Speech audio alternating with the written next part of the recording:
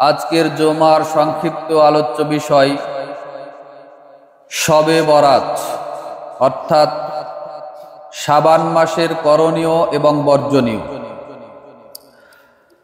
আরবি শাবান মাসের 14 তারিখ দিবাগত রাতকে সাধারণভাবে শবে বরাত বা লাইলাতুল বরাত বলা হয়ে থাকে। যদিও শবে বরাত শব্দটির প্রথম অংশ ফার্সি, যার অর্থ রাত্রি, আর দ্বিতীয় অংশটা আরবি, যার অর্থ বিচ্ছেদ বা মুক্তি। কিন্তু শবে বরাত বা লাইলাতুল বারাত নামে কোনো শব্দ, কোনো বাক্য কোরআন হাদিসে কোথাও স্পষ্টভাবে বর্ণিত হয়নি। আর এই শবে বরাত মানুষ এদেশের মাটিতে এমনভাবে পালন করে যে এটা হলো সৌভাগ্য রজনী হিসাবেই মানুষরা পালন করে বা পালিত হয়। সাধারণ মানুষের মূলত 3টি ধারণাকে কেন্দ্র করেই, 3টি বিষয়কে লক্ষ্য করেই এই শবে বরাত পালিত হয়। যারা শুরু থেকে আলোচনা শুনছেন, যেহেতু প্রত্যেক বছরে একবারে আলোচনা করা হয়, যারা জ্ঞানী মানুষ, কোরআন হাদিস যারা বুঝেন বা না জানলেও যারা আলোচনা শুনেছেন, তাদের জানার কথা। মনোযোগ দিয়ে আলোচনা শোনার চেষ্টা করবেন, মনোযোগ অন্য কোনো দিকে দিবেন না। আমি দ্রুত গতিতেই কথাগুলো শেষ করার চেষ্টা করব ইনশাআল্লাহ। এটার ধর্মীয় ভিত্তি, কি কারণে এটা পালন করা হয়? 1 নম্বর, মানুষ ধারণা করে যে এ রাতে কোরআন নাজিল হয়েছে। 2 নম্বর, এ রাতে বান্দার গুনাহ মাফ করা হয়, অর্থাৎ শাবান মাসের 14 তারিখে দিবাগত রাতে মানুষ ইবাদত বন্দেগী করে, এই রাতে বান্দার গুনাহ মাফ করা হয়। 3 নম্বর, এ রাতে সমস্ত রূহগুলি ছাড়া পেয়ে দুনিয়ার এই জমিনে নিজ নিজ বাসগৃহে চলে আসে।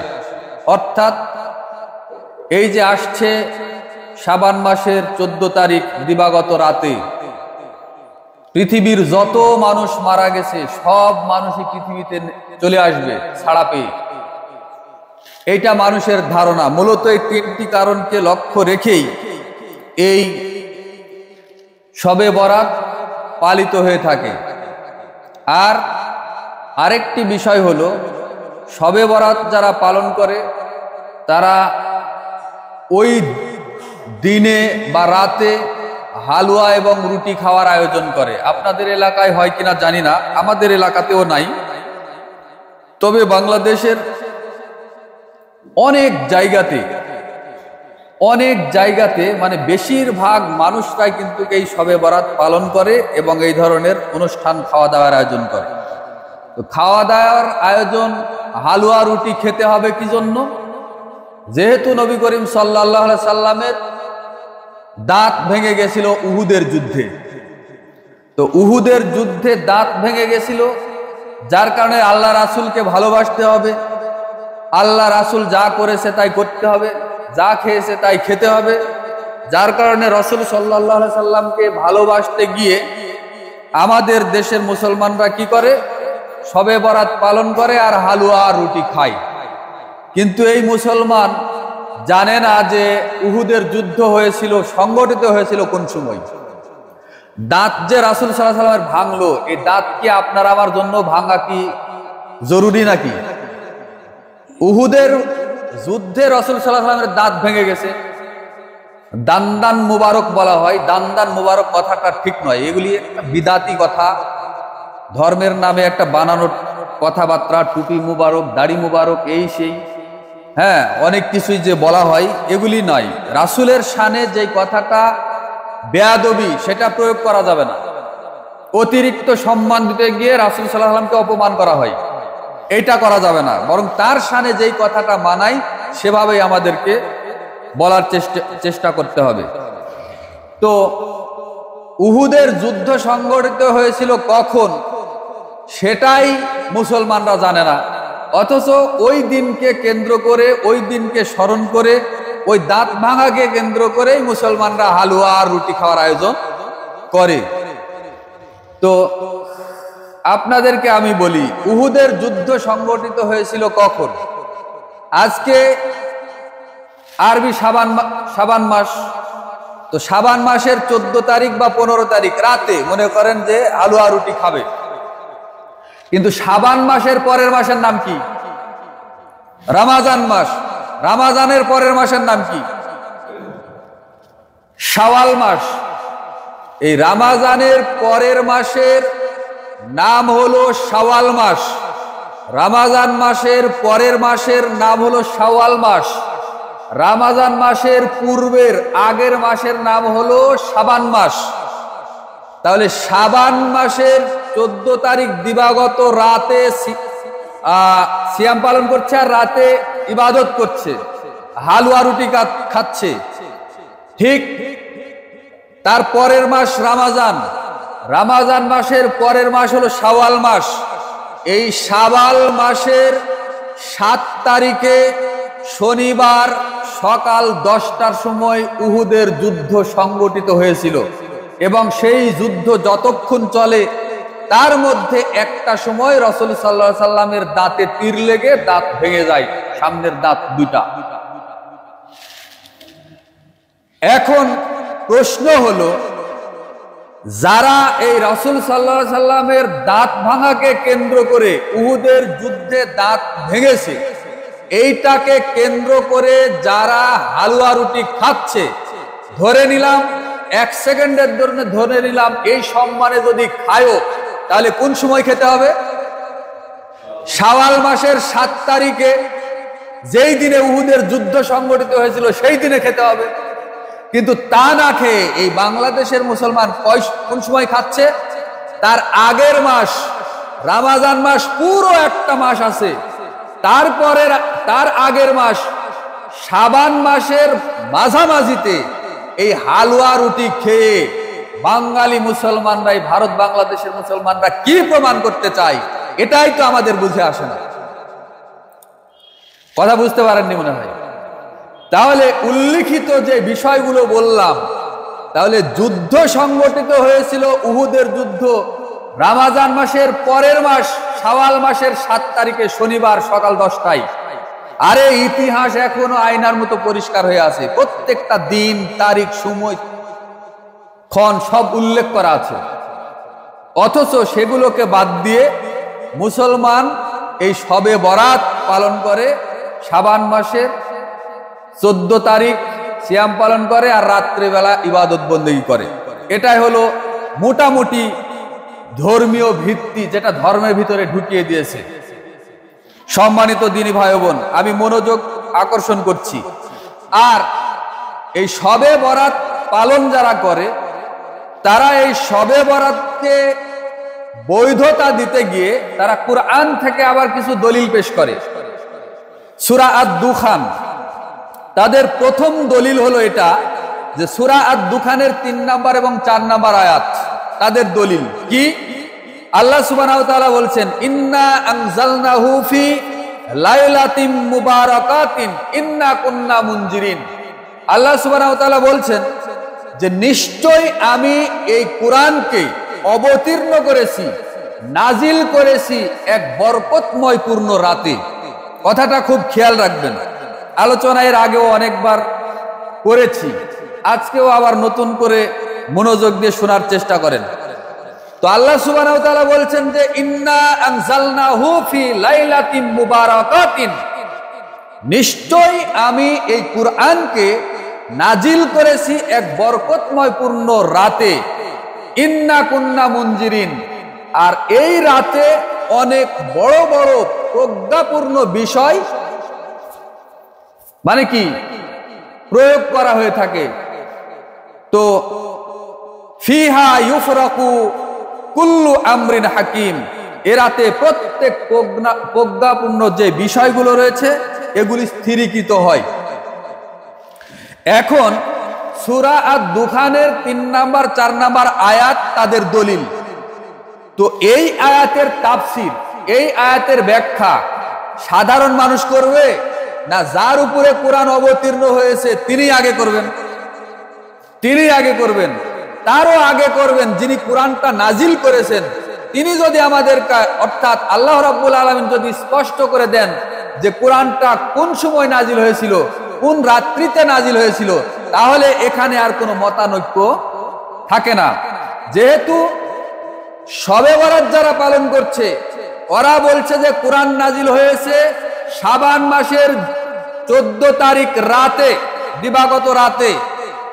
আর আরেক ধরনের মানুষ বলছে যে কোরআন নাজিল হয়েছে রমজান মাসে লাইলাতুল কদরের রাত্রিতে। তাহলে বিষয়টা দুই রকম হয়ে গেল, তাই কি না? আমার দিকে তাকান, বিষয়টা কয় ধরনের হলো? দুই ধরনের। দুই দলের মানুষের দাবি দুই রকম, কিন্তু কোরআন তো একটাই, নাকি? তো এখন এই যে মতানৈক্যের সৃষ্টি হলো, তাহলে এটার সমাধান আপনি কিভাবে পাবেন? আল্লাহ সুবহানাহু ওয়া তাআলার কথাতেই আপনাকে ফিরে যেতে হবে। আল্লাহ সুবহানাহু ওয়া তাআলা সূরা আন-নিসা 59 নম্বর আয়াতে বলেছেন, ফা ইন তানাযাতুম ফি শাইইন ফারুদ্দুহু ইলাল্লাহি ওয়া রাসূল। যে বিষয়ে তোমাদের মধ্যে মতানৈক্য দেখা দিবে, ইখতিলাফ দেখা দিবে, একজন বলছে শাবান মাসের রাতে কোরআন নাজিল হয়েছে 14 তারিখ দিবাগত রাতে, আরেক দলের মানুষ বলছে যে না, শাবান মাস নয়, বরং রমজান মাসে লাইলাতুল কদরের রাত্রিতে কোরআন নাজিল হয়েছে। তাহলে এই রকম মতানৈক্যের মধ্যে যদি তোমরা পড়ে যাও, তাহলে ওইটা আল্লাহর দিকে ফিরিয়ে দাও, অর্থাৎ কোরআনের সাথে মিলাও। আর ওয়াল্লাহি ওয়া রাসূল, এবং তার রাসূলের দিকে ফিরে দাও, অর্থাৎ সহিহ হাদিসের সাথে মিলাও। রাসূল সাল্লাল্লাহু আলাইহি সাল্লামের সহিহ হাদিস দ্বারা আর আল্লাহর কোরআন দ্বারা যেটা প্রমাণিত হবে সেটাই তোমরা আঁকড়ে ধরো, মেনে নাও। আর এর বাহিরে যেটা হবে মতানৈক্য দেখা দিবে, এটাকে কি প্রত্যাখ্যান করো, ওটাকে ফেলে দাও। তাহলে আল্লাহ সুবহানাহু ওয়া তাআলা নিজে যেহেতু কোরআন নাজিল করেছেন, আমরা পৃথিবীর কোন সাধারণ মানুষ বা আলেম ওলামার কথা না শুনে আমরা সরাসরি আল্লাহ সুবহানাহু ওয়া তাআলার কথাই শুনবো। যেখানে আল্লাহ সুবহানাহু ওয়া তাআলা অন্যত্র বলেছেন, সূরা আল কদর, সূরা কদর নাজিল করে তিনি স্পষ্ট প্রমাণ দিয়েছেন যে তিনি কোরআনটা কোন সময় নাজিল করেছেন। আল্লাহ সুবহানাহু ওয়া তাআলা বলেছেন, বিসমিল্লাহির রহমানির রহিম, ইন্না আনজালনাহু ফি লাইলাতিল কদর। নিশ্চয় আমি এই কোরআনকে নাজিল করেছি লাইলাতুল কদরের রাত্রিতে। আর এই লাইলাতুল কদর কখন হয়? কোন মাসে হয়? রমজান মাসে হয়। রমজান মাসের শেষ বেজুর দশকে বা শেষ দশকে লাইলাতুল কদর হয়। তাহলে আল্লাহ সুবহানাহু ওয়া তাআলা নিজেই বলছেন সূরা আল কদরে, ইন্না আনজালনাহু ফি লাইলাতিল কদর। নিশ্চয় আমি এই কোরআনকে নাজিল করেছি লাইলাতুল কদরের রাত্রিতে। লাইলাতুল কদরি খায়রুম মিন আলফিশ শাহর। অবশ্যই সেই রাতটা হাজার মাসের চাইতে উত্তম। বলুন সুবহানাল্লাহ। একজন মানুষ যদি তার সারা জীবন প্রায় 80-90 বছর ইবাদত, একটানা ইবাদত করলে যে সওয়াব পাবে, যে মর্যাদা পাবে, লাইলাতুল কদরের রাত্রিতে এক রাত্রি ইবাদত করলে তার চাইতেও বেশি মর্যাদা পাবে। সুবহানাল্লাহ। তাহলে আল্লাহ সুবহানাহু ওয়া তাআলা নিজেই স্পষ্ট করে দিলেন যে কোরআন তিনি কোন সময়ে নাজিল করেছেন, আর লাইলাতুল কদরের রাত্রিতেই নাজিল করেছেন কোরআন। আর কোন মাস, কোন মাসে নাজিল করা হয়েছে তাও আল্লাহ সুবহানাহু ওয়া তাআলা সূরা আল বাকারার 185 নম্বর আয়াতে স্পষ্ট করে দিয়েছেন। আল্লাহ রাব্বুল আলামিন বলেন, শাহরু রমাদানাল্লাযীনা উনজিলা ফীহিল কুরআন। আমি এই কুরআনকে নাজিল করেছি এক বরকতময় পূর্ণ মাসে, আর সেটা হলো শাহরু রমাদান, রমজান মাসে। সুবহানাল্লাহ। একেবারে স্পষ্ট এই দলিলগুলোর ভিতরে মানে কি বলবো, ওই যে সরিষার দানা ঢুকানো একেবারে অসম্ভব। এর পরেও আমাদের দেশের মানুষ এতগুলো স্পষ্ট বিধান রাখার পরেও শাবান মাসে নাকি কোরআন নাজিল হয়েছে মর্মে কোরআন থেকে আবার দলিল পেশ করে থাকে। হাফেজ ইবনু কাসির রাহিমাহুল্লাহ আজ থেকে প্রায় 669-70 বছর পূর্বে তিনি এই বরকতময় পূর্ণ রাত্রিটা কোনটা, যেহেতু সূরা আদ-দুখানে আল্লাহ সুবহানাহু ওয়া তাআলা বলেছেন ইন্না আনজালনাহু ফি লাইলাতিন মুবারাকাতিন, নিশ্চয় এই কোরআনকে নাজিল করেছি আমি বরকতময় পূর্ণ রাতে। এই বরকতময় পূর্ণ রাত কোনটা সেটা ইমাম হাফেজ ইবনু কাসির রাহিমাহুল্লাহ তাফসীর করতে এসে আজ থেকে প্রায় 670 বছর পূর্বে তিনি সূরা কদর পুরোটাই নিয়ে আসার পরে বলছেন যে বরকতময় পূর্ণ রাত্রি বলতে এখানে লাইলাতুল কদরকে বোঝানো হয়েছে, যেটা রমজান মাস এবং রমজান মাসের শেষ দশকে এই লাইলাতুল কদর অনুষ্ঠিত হয়ে থাকে প্রত্যেক বছরেই। বলুন সুবহানাল্লাহ। ব্যাককল কাজের ছেলেকে তার বাড়ির মালিক বলেছে যে বাজারে যাও, বাজারে গিয়ে 1 কেজি লবণ নিয়ে আসবা। আবার বলছে যে টাকা নিয়ে যাও, 1 কেজি নুনও কিন্তু নিয়ে আসো। তো এক দোকান থেকে 1 কেজি লবণ কিনেছে কাজের লোক, আরেক দোকানে গিয়ে 1 কেজি নুন কিনেছে। তো বাড়িতে কিনে নিয়ে এসে দেখার পরে ব্যাগ থেকে খুলে দেখা গেল দুইটা মিলে একটা। তার মানে লবণও যা নুনও তাই। লাউ আর কদুর মধ্যে কোনো পার্থক্য আছে নাকি? নাম দুইটা হতে পারে কিন্তু জিনিস তো একই। আমরা কথায় কথায় বলি না যে যেই লাউ হেই কদু বা সেই কদু। তো লাউ আর কদুর মধ্যে যেমন পার্থক্য নেই, এই সূরা আদ-দুখানের 3-4 নম্বর আয়াতের মধ্যে যে বরকতময় পূর্ণ রাত আর সূরা কদর, সেখানে যে লাইলাতুল কদর শব্দটা এসেছে, এই বরকতময় পূর্ণ রাত আর লাইলাতুল কদরের রাত দুইটা মিলে একটাই রাত। আর সেটা মাস কোনটা? রমজান মাস। আশা করি বুঝতে পেরেছেন। এরপরে আসেন যে শাবান মাসে ভাগ্য তাকদির নতুন করে লেখা হয়, এইটাও তারা প্রচার করে থাকে এই সময়। অথচ মূল তাকদির কোথায় আছে, যেটা আল্লাহ সুবহানাহু ওয়া তাআলা স্পষ্ট করে দিয়েছেন, ওয়া কুল্লু শাইইন ফাআলুহু ফি যুবুর। প্রত্যেকটা মানুষের ভাগ্য তাকদির লিপিবদ্ধ করা আছে তার সংরক্ষিত আমলনামায়। ওয়া কুল্লু সগীরিন ওয়া কাবীরিন মুস্তাতার, এবং সেখানে লেখা আছে প্রত্যেকটা মানুষের ভাগ্যের ছোট বড় যা হবে আমাদের তকদিরে সব কিছু সেটা পূর্ব নির্ধারিত, সেটা লেখায় আছে, যেটা সূরা কমার 54 নম্বর সূরার 52 এবং 53 নম্বর আয়াত। তাহলে আমাদের ভাগ্য পূর্ব নির্ধারিত নাকি এই যে কি বলে শাবান মাসে লেখা হয়?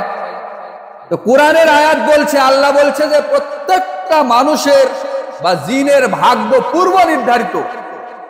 আপনি কিভাবে বেঁচে থাকবেন, কখন মারা যাবেন, কি ব্যবসা বাণিজ্য করবেন, ব্যবসায় লাভ করবেন না লোকসান করবেন, কি খাবেন, কি কাজকর্ম করবেন, সবগুলোই কি পূর্ব নির্ধারিত। এটা আব্দুল্লাহ ইবনে আমর রাদিয়াল্লাহু তাআলা আনহু হতে বর্ণিত। তিনি বলেন রাসূল সাল্লাল্লাহু আলাইহি সাল্লাম বলেছেন, কাতাবাল্লাহু মা কদিরুল খলাইকি ক্বাবলা আই ইয়াখলুকাস সামাওয়াতি ওয়াল আরদ বি 50,000 সানাতিন। হে আব্দুল্লাহ ইবনে উমর শোনো, হে আব্দুল্লাহ ইবনে আমর শোনো, যে আমি নবী বলছি আসমান জমিন সৃষ্টির 50,000 বছর পূর্বে সকল সৃষ্টিকুলের ভাগ্য তকদির নির্ধারণ করা আছে, লিপিবদ্ধ আছে। বলুন সুবহানাল্লাহ। তাহলে আজ থেকে কত হাজার কোটি বছর পূর্বে আসমান জমিন সৃষ্টি করা হয়েছে সেটা মানুষ গুণে শেষ করতে পারবে না, বলতে পারবে না, এটা মানুষের হিসাবের বাইরে। আল্লাহ সুবহানাহু ওয়া তাআলা ভালো জানেন। তাহলে তার থেকেও আরো 50,000 বছর পূর্বে আপনার আমার ভাগ্য তকদির নির্ধারণ করা আছে, লিপিবদ্ধ করা আছে। যেটা পাবেন মিশকাতুল মাসাবির মধ্যে 69 নম্বর হাদিস, সহিহ মুসলিমের মধ্যে পাবেন 2653 নম্বর হাদিস। এরপরে আসেন আবু হুরায়রা রাদিয়াল্লাহু তাআলা আনহুকে লক্ষ্য করে রাসূল সাল্লাল্লাহু আলাইহি সাল্লাম বললেন, হে আবু হুরায়রা, দাফাল কলামু বিমা আনতা লাকিন, তুমি মনে রেখো তোমার ভাগ্য, তোমার তকদিরের, তোমার ভালো মন্দ সবকিছু লিপিবদ্ধ করার পরে তোমার কলম শুকিয়ে গেছে, কলমের কালি শুকিয়ে গেছে, কলমের কালি নেই। তার মানে আপনার আমার ভাগ্যে আমরা কি করব না করব এইটা লেখা হয়ে গেছে এবং কলমের কালি শুকিয়ে গেছে। তো কলমের কালি যদি শুকিয়ে যায়, ওই কলম থেকে আর কালি বের হয় লেখার জন্য? তাহলে মানুষের ভাগ্য একেবারে লিপিবদ্ধ করাই আছে। এখন এইটা কি হবে? প্রত্যেক রমজান মাসের বেজুর রাত্রিতে অর্থাৎ লাইলাতুল কদরের রাত্রিতে ওই পূর্ব নির্ধারিত ভাগ্য যা লেখা আছে সেটা ওই রাত্রিতে বান্দার, পৃথিবীর সৃষ্টি সকল বান্দার মাঝে আবার নতুন করে বিলি বন্টন করা হয়, কিন্তু নতুন করে ভাগ্য লেখা হয় না, বন্টন করে দেওয়া হয় যে 1 বছরের জন্য। 1 বছর আপনি কি করবেন? বাঁচবেন না মরবেন? আপনার কোনো রোগ হবে না সুস্থ থাকবেন? আপনার ব্যবসা বাণিজ্যে লাভ হবে না লোকসান হবে? এটা প্রত্যেক রমজান মাসের লাইলাতুল কদরের রাত্রিতে আপনার আমার আমলনামায় নতুন করে এসে এটা আবার বন্টন করে দেওয়া হয় 1 বছরের জন্য। সুবহানাল্লাহ। আর সেটাই কিন্তু আমরা গত রমজান থেকে এখন পর্যন্ত পাচ্ছি। কে কি পেয়েছেন না পেয়েছেন সেটা নিজ নিজ থেকে হিসাব করলেই হবে। বলছিলাম যে এই হাদিসটি পাবেন মিশকাতুল মাসাবি 88 নম্বর হাদিস, সহিহ বুখারী 5076 নম্বর হাদিস, যেটা আবু হুরায়রাকে রাসূল সাল্লাল্লাহু আলাইহি সাল্লাম বলেছেন যে আবু হুরায়রা, তোমার ভাগ্য লিপিবদ্ধ করার পরে, তোমার তকদির লেখার পরে কলমের কালিটা কি হয়ে গেছে? শেষ হয়ে গেছে, শুকিয়ে গেছে। এবার আসেন, তাহলে ভাগ্য নির্ধারণ করা হয়েছে আসমান জমিন সৃষ্টির কত হাজার বছর পূর্বে? 50,000 বছর পূর্বে। আর এইটা প্রত্যেক বছরের জন্য, প্রত্যেক বছরেই আবার ওখান থেকে কিছু ভাগ্য আমাদের ভালো মন্দ নিয়ে এসে বন্টন করা হয় প্রত্যেক রমজান মাসের লাইলাতুল কদরের রাত্রিতে। এবার আসেন যে এই শাবান মাসে যে জাল হাদিসটা বলা হয়ে থাকে, শাবান মাসে জাল হাদিস কি পেশ করা হয় আমাদের মাঝে? যেমন মধ্য শাবান এলে হযরত আলী রাদিয়াল্লাহু তাআলা আনহু হতে বর্ণিত, তিনি বলেন রাসূল সাল্লাল্লাহু আলাইহি সাল্লাম বলেছেন, মধ্য শাবান এলে তোমরা রাত্রিতে ইবাদত করো। অর্থাৎ শাবান মাসের 14 তারিখ যাবে, দিনের 14 তারিখ যাবে দিনের বেলা, আর রাত হলো 15 তারিখ। তাহলে এই রাত্রিতে তোমরা ইবাদত করো, দিনে সিয়াম পালন করো। কেননা আল্লাহ ওই দিন সূর্যাস্তের পর দুনিয়ার আকাশে নেমে আসে। কথাটা খুব খেয়াল রাখবেন। ওই দিনে সূর্য অস্ত, মানে সূর্য ডুবে গেছে, ওই দিনেই কি করে আল্লাহ? দুনিয়ার আসমানে নেমে আসেন এবং বলেন, আসো কি কেউ ক্ষমা প্রার্থী, আমি তাকে ক্ষমা করে দিব। আসো কি কেউ রুজি প্রার্থী, আমি তাকে রিজিক দিব। আসো কি কেউ কোনো পীড়িত ব্যক্তি, অসুস্থ ব্যক্তি, আমি তার সুস্থতা দান করব। এইভাবে আরো অনেক কথা আল্লাহ সুবহানাহু ওয়া তাআলা বলেন। কোন সময় বলেন? প্রত্যেক শাবান মাসের 14 তারিখ দিবাগত রাতে, দিন গেল রাতে, সূর্য ডুবার পরেই আল্লাহ দুনিয়ার আসমানে নেমে আসেন। এখানে খুব খেয়াল রাখবেন যে এটা হলো মাউযু বা জাল হাদিস, এটা কোনো সহিহ হাদিস নয়। এটা ইবনু সাবরা নামে একজন রাবি আছেন, যিনি হাদিস বর্ণনা করার সময় কথায় কথায় আল্লাহর নামে আর রাসূলের নামে মিথ্যা বলতেন।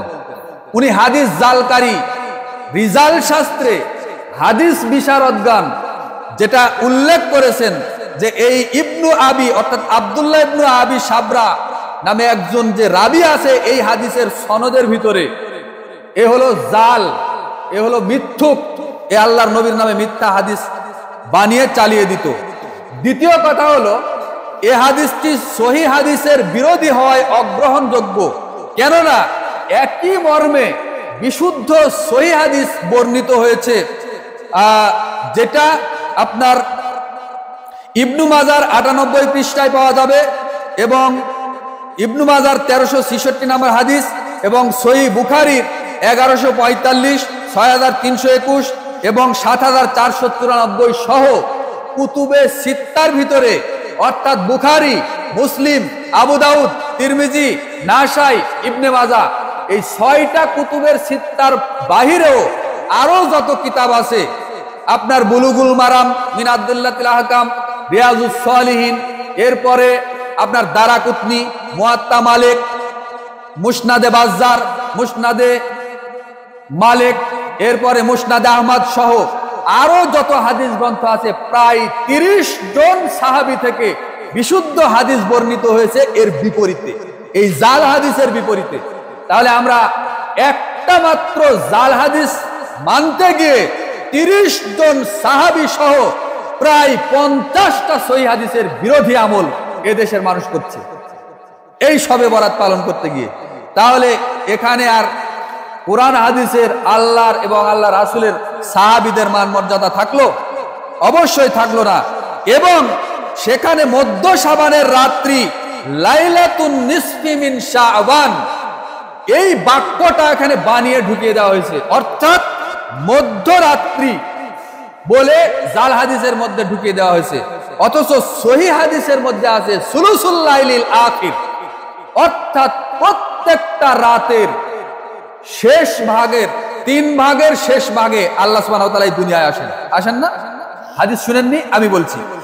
আবু হুরায়রা রাদিয়াল্লাহু তাআলা আনহু হতে বর্ণিত, তিনি বলেন রাসূল সাল্লাল্লাহু আলাইহি সাল্লাম বলেছেন, ইয়ানজিলু রাব্বুনা তাবারাকা ওয়া তাআলা হিনা কুল্লা লাইলাতিন ইলা সামাঈদ দুনিয়া। এই যে দেখেন, কুল্লা লাইলাতিন ইলা সামাঈদ দুনিয়া। তো আবু হুরায়রা রাদিয়াল্লাহু তাআলা আনহু তিনি বলছেন যে আল্লাহ রাব্বুল আলামিন প্রত্যেকটা রাতের 3 ভাগের 2 ভাগ যখন পেরিয়ে যায়, 1 ভাগ বাকি থাকে, এই সময় তিনি এই দুনিয়ার আসমানে নেমে আসেন। আর জাল হাদিসের মধ্যে আছে কোন সময়? খেয়াল করেননি মনে হয়? যে জাল হাদিসটা বললাম, শাবান মাসের 14 তারিখ দিবাগত রাতে, অর্থাৎ সূর্য ডুবার সাথে সাথে আল্লাহ চলে আসে দুনিয়ার আসমানে। আর সহিহ হাদিস বলছে যে কুল্লা লাইলাতিন ইলা সামাঈদ দুনিয়া হিনা ইয়াবকা সুলুসুল লাইলিল আখির। প্রত্যেকটা রাতে, বছরের যে আমরা 360টা আরবি মাসের গণনা অনুযায়ী 360 দিনে বছর, ইংরেজি যদি হিসাব করেন 365 দিনে বছর, তাহলে প্রত্যেকটা রাত আমরা তো দিনের পরে রাত পাই, তাই কিনা? তো সহিহ হাদিস এটাই বলছে যে রাসূল সাল্লাল্লাহু আলাইহি সাল্লাম বলেছেন, ইয়ানজিলু রাব্বুনা তাবারাকা ওয়া তাআলা কুল্লা লাইলাতিন ইলা সামাঈদ দুনিয়া হিনা ইয়াবকা সুলুসুল লাইলিল আখির। প্রত্যেকটা রাতেই আল্লাহ সুবহানাহু ওয়া তাআলা রাতের 3 ভাগের 2 ভাগ যখন পেরিয়ে যায়, 1 ভাগ বাকি থাকে, এই সময় আল্লাহ সুবহানাহু ওয়া তাআলা অর্থাৎ শেষ রাত্রিতে দুনিয়ার আসমানে আসেন, তার আরশ থেকে নেমে আসেন। নেমে আসার পরে বলেন, মায়াদউনি ফা আস্তাজিবা লাহু, কে এমন আছো তোমরা আমাকে ডাকবে, আমি তোমাদের ডাকে সাড়া দিব। মায়াসআলুনি ফা উতিয়াহু, কে আমার কাছে তোমরা কিছু চাইবে, আমি তোমাদের সকল চাওয়া পাওয়া পূর্ণ করে দিব। মায়াস্তাগফিরুনি ফা আগফির লাহু, কে তোমরা আমার কাছে ক্ষমা ভিক্ষা চাইবে, আমি আল্লাহ তোমাদেরকে ক্ষমা ভিক্ষা করে দিব। এই রকম বছরের প্রত্যেকটা রাতই, 360 বলেন আর 365 রাত বলেন, প্রত্যেকটা রাতেরই 3 ভাগের 2 ভাগ যখন পেরিয়ে যায়, 1 ভাগ বাকি থাকে, এই শেষ রাতে আল্লাহ সুবহানাহু ওয়া তাআলা আমাদের মাথার উপরে এই দুনিয়ার আসমানে নেমে আসেন। নেমে আসার পরে আদম সন্তানদেরকে এইভাবে ডাকতে থাকেন, আর এটা ঘটে প্রত্যেকটা রাতেই। তাহলে এটা বললাম সহিহ বুখারীর 1145, 6321 এবং 7494 শুধু সহিহ বুখারীতেই আছে। এরপরে কুতুবে সিত্তাত সহ 30 জন সাহাবী থেকে একই হাদিস বর্ণিত হয়েছে, প্রায় 50টি সহিহ হাদিস। সুবহানাল্লাহ। অথচ এইগুলো সহিহ হাদিস বাদ দিয়ে সেটা কি একটা জাল হাদিস তৈরি করা হলো, এবং সেখানে বলা হলো লাইলাতুন নিসফি মিন শাবান, যে বছরের মাত্র 1 দিন, শাবান মাসের 14 তারিখ দিবাগত রাতে, মধ্য শাবানের রাত্রিতে আল্লাহ শুধুমাত্র 1 দিন এই দুনিয়াতে আসে। নাউজুবিল্লাহ মিন যালিক। অথচ আপনার আমার বিশ্বাস কি? আপনার আমার আকীদা কি? আল্লাহ কি বছরে একবার দুনিয়ার আসমানে আসে না প্রতি রাতে আসে?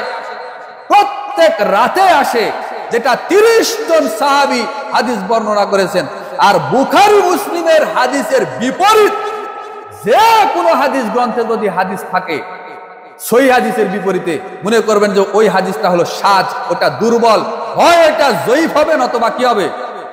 জাল হবে। আর যেই জাল হাদিসটা বললাম আলী রাদিয়াল্লাহু তাআলা আনহু থেকে শাবান মাসকে কেন্দ্র করে চালিয়ে দেওয়া হয় আমাদের মাঝে, সেটা হলো ওই হাদিসটা পাবেন আপনি সুনান ইবনু মাজার মধ্যে 1388, মিশকাতুল মাসাবির মধ্যে পাবেন 1308 নাম্বার হাদিস। হাদিসটা আগেই বললাম যে মাউদু বা জাল, এটা জাল হাদিস। এবং নাসিরউদ্দিন আলবানী রাহিমাহুল্লাহ তার যে একটা জাল হাদিসের সিরিজারি কিতাব আছে, সিলসিলা আহাদিসু যায়িফা ওয়াল মাউদুয়া, জাল হাদিস জয়ীফ এবং জাল হাদিসের সিরিজ গ্রন্থ, সেই গ্রন্থের মধ্যে পাওয়া যাবে 2132 নাম্বার হাদিস, হাদিস জাল। অথচ এই ভারত, বাংলাদেশ, পাকিস্তানের মুসলমানরা, অধিকাংশ মুসলমানরা এই জাল হাদিসের উপরেই আমল করছে। তা আমিও বলি যে হালুয়া রুটি যদি খেতেই হয়, আল্লাহ রাসূল সাল্লাল্লাহু আলাইহি ওয়াসাল্লাম কিন্তু হালুয়া রুটি খাননি। এখানে একটা সত্য, চূড়ান্ত এবং সত্য কথা জেনে রাখেন, দাঁত ভাঙার কারণে তিনি হালুয়া রুটি খাননি। এটা একটা তার উপরে ডাহা মিথ্যা অপবাদ। কেননা ওই সময় হালুয়া রুটি পাবে কোথায়? ওই সময় তো আম্মাজান আয়েশা রাদিয়াল্লাহু তাআলা আনহা মৃত্যুর পূর্বেই বলেছেন যে আমার ঘরে, আমার বাড়িতে এমনও সময় আমাদের গেছে যে প্রায় 2 মাস 3 মাস যাবত চুলাতে কোনো আগুনই জ্বলেনি, শুধু একটু খেজুর, 2-1টা খেজুর আর একটু পানি খেয়েই তারা জীবন অতিবাহিত করেছেন। এইভাবেই মাসের পর মাস, বছরের পর বছর চলে গেছে। হালুয়া রুটির এত দামি খাবার সেখানে আসতো কোথা থেকে? হ্যাঁ, অন্যান্য সময়তে হঠাৎ করে মেহমানদারি, হঠাৎ করে অনেক দামি দামি খাবারও রাসূল সাল্লাল্লাহু আলাইহি ওয়াসাল্লামকে আল্লাহ সুবহানাহু ওয়া তাআলা খাইয়েছেন। তো হালুয়া রুটি তো রাসূল সাল্লাল্লাহু আলাইহি ওয়াসাল্লাম খায়নি। আর যদি খেয়েও থাকেন, এখানেও যদি তর্কের খাতিরে ধরে নেই, মাযহাবী ভাইদের যারা এই শাবান মাসের আমল করেন, তাদের জন্য যদি আমরা ধরেও নিই 1 সেকেন্ডের জন্য যে হালুয়া রুটি রাসূল সাল্লাল্লাহু আলাইহি ওয়াসাল্লাম খেয়েছিলেন, তাহলে কোন অবস্থাতে খেয়েছিলেন? কিসের কারণে খেয়েছিলেন? উহুদের যুদ্ধে, উহুদের ময়দানে দাঁত ভেঙেছে তাই খেয়েছেন। তাহলে আমি বলবো যে বেটা, তোমাকে যদি হালুয়া রুটি খেতেই হয়, তাহলে তোমার দাঁত আগে হাতুর দিয়ে, বাড়ি দিয়ে তোমার দাঁত ভাঙতে হবে আগে। তোমার দাঁত ভাঙার পরে তারপরে হালুয়া রুটি খাও, তার আগে কেন খাও? পৃথিবীতে এমন কোন কোরআন হাদিসের বিধান আল্লাহর পক্ষ থেকে বা আল্লাহ রাসূলের পক্ষ থেকে এরকম বিধান আছে নাকি যে রাসূল সাল্লাল্লাহু আলাইহি ওয়াসাল্লাম যেই খাবার খেয়েছেন সেটাই উম্মতদেরকে খেতে বলেছেন বা খেতে হবে আমাদের? এরকম বিধান আছে? আজকে একটা গ্রামের এই মসজিদে মনে করেন যে 300-400 মানুষ, এই 100টা পরিবার, 100টা বাড়ি, 100 পরিবারের মানুষ একই রকম খাবার খাবে, এরকম খাওয়া যাবে না? কেউ খেতে পারবে? কথা বলেন। তাহলে এই যে খাবার দাবারের বিষয়, হ্যাঁ, আপনি হালাল খাবার খান, গরু খাবেন না মহিষ খাবেন, না খাসি খাবেন, না ভেড়া, দুম্বা, বকরি খাবেন, না মুরগি খাবেন, না আপনি ওই যে কাচ্চি বিরিয়ানি খাবেন, নাকি আপনি মাছ খাবেন, না নিরামিষ খাবেন, না সবজি খাবেন, যেটা হালাল খাবার এইটা আপনাকে খেতে হবে। এখন কে কোনটা খাবেন সেটা তার ব্যক্তিগত ব্যাপার। তো খাবারের বিষয়টা কি? তয়্যিব, পবিত্র, হালাল, হালালান তয়্যিবান, পবিত্র এবং হালাল খাবার খেতে বলা হয়েছে। কিন্তু এখানে তো বলা নেই যে রাসূল সাল্লাল্লাহু আলাইহি ওয়াসাল্লামের তার জীবনের একটা অংশ অতিবাহিত হয়ে গেছে শুধু খেজুর আর রুটি, খেজুর আর পানি খেয়ে, তার উম্মতে মুহাম্মাদীদেরকে ওই খেজুর আর রুটি খেতে হবে, এরকম বলা আছে কি? তো তিনি যে হালুয়া রুটি খেয়েছেন তার তো কোনো দলিল প্রমাণে পাওয়াই যায় না, বিশুদ্ধ কোনো বর্ণনা মতে পাওয়া যায় না। আর তর্কের খাতিরে যদি আমি ধরেও নিই যে হালুয়া রুটি রাসূল সাল্লাল্লাহু আলাইহি ওয়াসাল্লাম খেয়েছিলেন, তাহলে রাসূল সাল্লাল্লাহু আলাইহি ওয়াসাল্লাম কি ওই একবারই খেয়েছিলেন? আরো হয়তো 10 বার খেয়েছেন। তো বেটা, তুমি কেন শাবান মাসে খাও? এই 14 তারিখে দিবাগত রাতে কেন খাও? আর ওই রাতেই কেন ইবাদত বন্দেগী করো? হ্যাঁ, তো তোমাকে যদি হালুয়া রুটি খেতেই হয়, আল্লাহ রাসূলকে ভালোবাসা যদি দেখাতেই হয়, তাহলে আল্লাহ রাসূলের দাঁত ভেঙেছিল, তাহলে তুমিও দাঁত ভাঙো, তাহলে আল্লাহ রাসূলকে কত ভালোবাসো এমনি বোঝা যাবে। ও খাবার সুস্বাদু, পায়েস, খুরমা পায়েস দিয়ে বানানো হয়, যার কারণে খাবার খেতে ভালো লাগে, যার কারণে খাবার খাও। কিন্তু দাঁত যে রাসূল সাল্লাল্লাহু আলাইহি ওয়াসাল্লাম ভেঙেছিল, এই কারণে হালুয়া রুটি খেয়েছিল, আর ওই কারণে তুমিও খাচ্ছ, তো তুমি দাঁত ভাঙো না কেন? তুমি দাঁত ভাঙো, দাঁত ভাঙার পরে খাও, তখন বোঝা যাবে যে রাসূল সাল্লাল্লাহু আলাইহি ওয়াসাল্লামকে কে কত ভালোবাসে। 2005 সালে আপনারা জানেন আহলে হাদিস আন্দোলনের মোহতারাম আমিরে জামাত প্রফেসর ডক্টর আসাদুল্লাহ আল গালিব স্যারকে যখন 10টা মিথ্যা মামলা দিয়ে যখন দেশের বিভিন্ন 7টা কারাগারে যখন ঘোরানো হলো, এই কারাগার সেই কারাগার, 10টা মিথ্যা মামলা দিয়ে যখন ঘোরানো হলো, তখন আল্লাহর কি একটা ইচ্ছা, তো যেই জেলখানায় ছিলেন, তো ওই জেলখানার জেলার সাহেব ওই শাবান মাসের মধ্যরাত্রিতে উনি সুন্দর সাদা পায়জামা, সাদা টুপি, সাদা পাঞ্জাবি, দামি আতর মেখে এখন ওই জেলার সাহেব যাচ্ছেন আমিরে জামাতের পাশ দিয়ে, মানে ওই কয়েদখানা বা জেলখানা যেটাই বলে আর কি, ওই গেটের পাশ দিয়ে যাচ্ছেন। তো আমিরে জামাত তো চিনেন, এখন উনি ডাক দিয়ে বলছেন, কি ব্যাপার জেলার সাহেব, জামাই সেজে কোথায় যাওয়া হচ্ছে?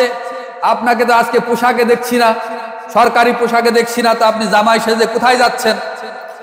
তখন বলছে, আরে প্রফেসর সাহেব, আমি মনে করেছিলাম যে আপনি অনেক জ্ঞানী মানুষ, আজকে কোথায়, কিসের দিন, কোন মাস আপনি জানেন না? তখন বলছে যে না তো জানি না, আপনি বলেন কি মাস আজকে? তো বলছে যে আরে আজকে তো শাবান মাসের 14 তারিখ, দিবাগত রাত, আজকে সারা রাত ইবাদত বন্দেগী করতে হবে, আল্লাহকে ডাকাডাকি করতে হবে, এই কারণেই তো আমি যাচ্ছি মসজিদে, সালাত আদায় করব, বিভিন্ন জিকির করব, দোয়া করব, আল্লাহকে ডাকবো।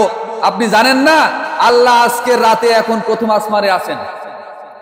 কোথায় আছেন? প্রথম আসমানে আছেন। তখন আমিরে জামাত বলেছিলেন যে জেলার সাহেব, আপনি কোন আল্লাহর ইবাদত করেন আমি জানি না, তবে আমি যে আল্লাহর ইবাদত করি, এই আল্লাহ প্রত্যেকটা রাতের শেষ ভাগের 3 ভাগের 2 ভাগ যখন পেরিয়ে যায়, 1 ভাগ বাকি থাকে, প্রত্যেকটা রাতে আমার আল্লাহ এই দুনিয়ার আসমানে নেমে আসেন, আমাদেরকে ডাকেন, আমাদেরকে ক্ষমা করেন। আর আপনার আল্লাহ বছরে একদিন এই দুনিয়ার আসমানে আসেন, তো ওই আল্লাহর ইবাদত আমি করি না। আপনি যে আল্লাহর ইবাদত করেন ওই আল্লাহর ইবাদত আমি করি না। আপনি সারা বছর 5 ওয়াক্ত নামাজ পড়েন না, আর আজকের এই যে শাবান মাসের দিবাগত রাত্রিতে 15 তারিখ আজকে আপনি ইবাদত করে আপনি আল্লাহর বড় বান্দা হয়ে গেলেন। আর আমরা সারা জীবন 5 ওয়াক্ত নামাজ পড়ি, অনেক ইসলামের খেদমত করার চেষ্টা করি, 10টা মিথ্যা অপবাদের মামলা আমার কাঁধের উপরে, আমি তো ওই আল্লাহর ইবাদত করি যে আল্লাহ প্রত্যেক রাতে এই দুনিয়ার আসমানে আসেন। সুবহানাল্লাহ। জেলার সাহেব বলছেন যে আপনি একটা আরবি বিভাগের প্রফেসর, রাজশাহী বিশ্ববিদ্যালয়ের নাম করা প্রফেসর আপনি, আর আপনার সাথে তো আমি কোরআন হাদিস নিয়ে পারবো না, তবে কি করব, দেশের জনগণ তো আলেম ওলামারাই তো এগুলো করে, বলে ওখান থেকে বের হয়ে চলে গেলেন। এই হলো আমাদের দেশের ইবাদতের অবস্থা। কোরআন হাদিসের দলিল লাগে না, অধিকাংশ মানুষ যা করে তাই সমাজের মানুষ করে, অধিকাংশ আলেম ওলামা যা করে তাই এই রাষ্ট্রের মানুষ করে, এটা কোনো কথা? অথচ রাসূল সাল্লাল্লাহু আলাইহি সাল্লামের চূড়ান্ত দ্ব্যর্থহীন কণ্ঠ, দ্ব্যর্থহীন বাণী এটাই যে রাসূল সাল্লাল্লাহু আলাইহি সাল্লাম বলেছেন, কুল্লু বানি আদামা খাত্তাউন ওয়া খায়রুল খাত্তাইন আত-তাওয়াবুন, প্রত্যেকটা আদম সন্তানই পাপী, ভুলকারী, এবং প্রত্যেকটা মানুষ আল্লাহর কাছে সেই প্রিয় বান্দা যে ভুল করার পরে তওবা করে ফিরে আসে। অথচ আমাদের দেশের এক শ্রেণীর তথাকথিত মৌলবীরাই কিন্তু এই সমস্ত ভুয়া আমল করে থাকে। আপনাকে আরেকটা কথা বলি, 448 হিজরিতে, আজ থেকে প্রায় 1000 বছর আগেকার ঘটনা, আপনার ফিলিস্তিনের রাজধানীর জেরুজালেম, ওই জেরুজালেমের যে মসজিদ আছে মসজিদুল আকসা, অর্থাৎ বাইতুল মুকাদ্দিস, এই মসজিদে 448 হিজরিতে এই শবে বরাতের প্রথম নামাজ চালু হয়েছিল 100 রাকাত। কত রাকাত? 100 রাকাত নামাজ সর্বপ্রথম বাইতুল মুকাদ্দাসে চালু হয়েছিল, আজ থেকে 1000 বছর পূর্বে, 1000 বছর আগে। তাহলে এই নামাজ কারা চালু করেছিল? কোন সাধারণ মুসল্লি চালু করেনি, বরং তৎকালীন সময়ের যে সমস্ত বেদাতি মাজার পূজারী আলেম ওলামা ছিল তারাই এই 100 রাকাত নামাজ চালু করেছে। আর সেই সালাতের নাম দিয়েছে as-সালাতুল আলফিয়া, আরেকটা হলো as-সালাতুল রগাইব। এই দুইটা নাম দিয়ে তারা হলো বাইতুল মুকাদ্দিসে এই সালাত চালু করেছিল। আর প্রত্যেক রাকাতে 10 বার করে সূরা ইখলাস পড়া, মসজিদে গিয়ে জামাতে হোক বা একাকী হোক, এইভাবে নামাজ পড়েছে 100 রাকাত সেই বাইতুল মুকাদ্দাসের মসজিদে, খোদ যেখানে যুদ্ধ সংগঠিত হচ্ছে ওই মসজিদে। আর ওই সময়ে এক শ্রেণীর অল্প কিছু সংখ্যক মানুষ ছিল পরহেজগার, আল্লাহ ভীরু বান্দা, তারা চিন্তা করলো এটা নিঃসন্দেহে বেদাতি প্রথা, এটা বিদাতি নামাজ, এই নামাজ পড়লে আল্লাহর গজব হবে, আর আল্লাহর গজবের ভয়ে ওই মসজিদুল আকসার আশেপাশের যেগুলো ধর্মপ্রাণ মুসল্লিরা ছিল তারা ওই রাতে অর্থাৎ এই শাবান মাসের 14 তারিখ দিবাগত রাতে যে নামাজটা পড়া হয় সালাতুল আলফিয়া নামে, এই আল্লাহর গজবের ভয়ে, আল্লাহর আযাব গজবে ভূমি ধসের ভয়ে এক শ্রেণীর অল্প সংখ্যক মুসলমান জঙ্গলে গিয়ে আশ্রয় নিয়েছিল, তারা ওই এলাকায় থাকেন না। চিন্তা করেন এর ইতিহাস কোথা থেকে। তাহলে এই শবে বরাত কিন্তু আজকের নয়। শবে বরাতের যেহেতু জাল হাদিস আছে, আর জাল হাদিস তৎকালীন সময় থেকে আল্লাহ রাসূলের মৃত্যুর পরের থেকেই আছে। আল্লাহ রাসূলের দলিলুল কদর সাহাবী, রাসূল সাল্লাল্লাহু আলাইহি ওয়াসাল্লামের জামাই, জান্নাতের সুসংবাদ প্রাপ্ত সাহাবী হাসান হুসাইনের বাবা, ফাতেমা রাদিয়াল্লাহু তাআলা আনহার স্বামী আলী রাদিয়াল্লাহু তাআলা আনহু, তার নামেই তো এই জাল হাদিস বর্ণনা করা আছে, যেটা বর্ণনা করে শোনালাম। তাহলে আজকে নয়, এই শবে বরাত চলছে তৎকালীন যুগ থেকে আজকে পর্যন্ত। কত কাল ধরে বোঝানোর চেষ্টা করা হচ্ছে যে শবে বরাত নামক কোন শব্দ কোরআন হাদিসে নাই, এটা বানোয়াট, এটা মিথ্যা, এটা জাল, এটা গাঁজাখুরি আমল ছাড়া অন্য কিছু নয়। এর থেকে এই দেশের মুসলমানরা আর ফিরে আসছে না।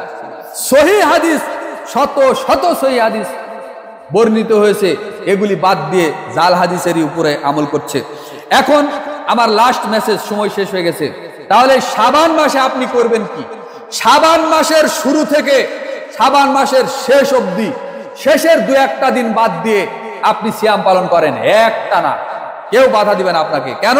আম্মা জান আয়েশা রাদিয়াল্লাহু তাআলা আনহা বলছেন যে রাসূল সাল্লাল্লাহু আলাইহি সাল্লাম রমজান মাস ব্যতীত শাবান মাসে এত বেশি সিয়াম পালন করতেন যে রমজান মাস ব্যতীত শাবান মাস ছাড়া আর এত বেশি নফল সিয়াম তিনি পালন করতেন না। তাহলে এটা করেন, শাবান মাসের চাঁদ ওঠার পর থেকে রমজান মাসের চাঁদ ওঠার 2-1 দিন বাদ দিয়ে, অর্থাৎ রমজানকে লাগিয়ে দিবেন না, এই চাঁদ ওই চাঁদকে এক জায়গায় করবেন না, না করে 2-4 দিন বাদ দেন, দিয়ে সিয়াম পালন করেন, পুরো মাস করেন, কেউ আপনাকে বাধা দিবে না, সহিহ হাদিস দ্বারা প্রমাণিত। আর আপনারা জানেন যে আমাদের আমলনামা সপ্তাহে কয়দিন পেশ করা হয় আল্লাহর কাছে? 2 দিন। বার কি বার? সোমবার আর বৃহস্পতিবার। আর বাৎসরিক রিপোর্ট পেশ করা হয় আল্লাহর কাছে কোন বছরে?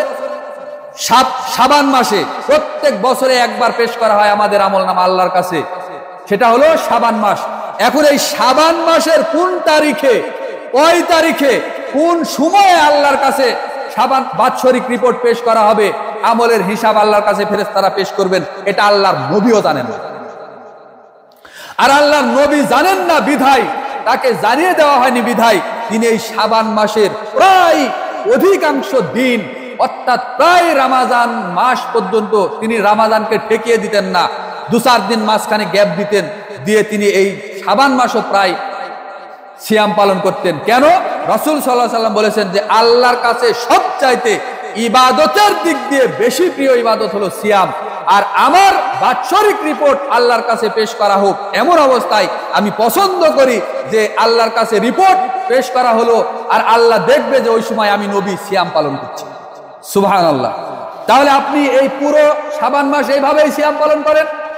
প্রত্যেক মাসে, প্রত্যেক আরবি মাসে নফল সিয়াম আছে, আয়ামে বীজ যেটাকে বলা হয়, 13, 14 এবং 15।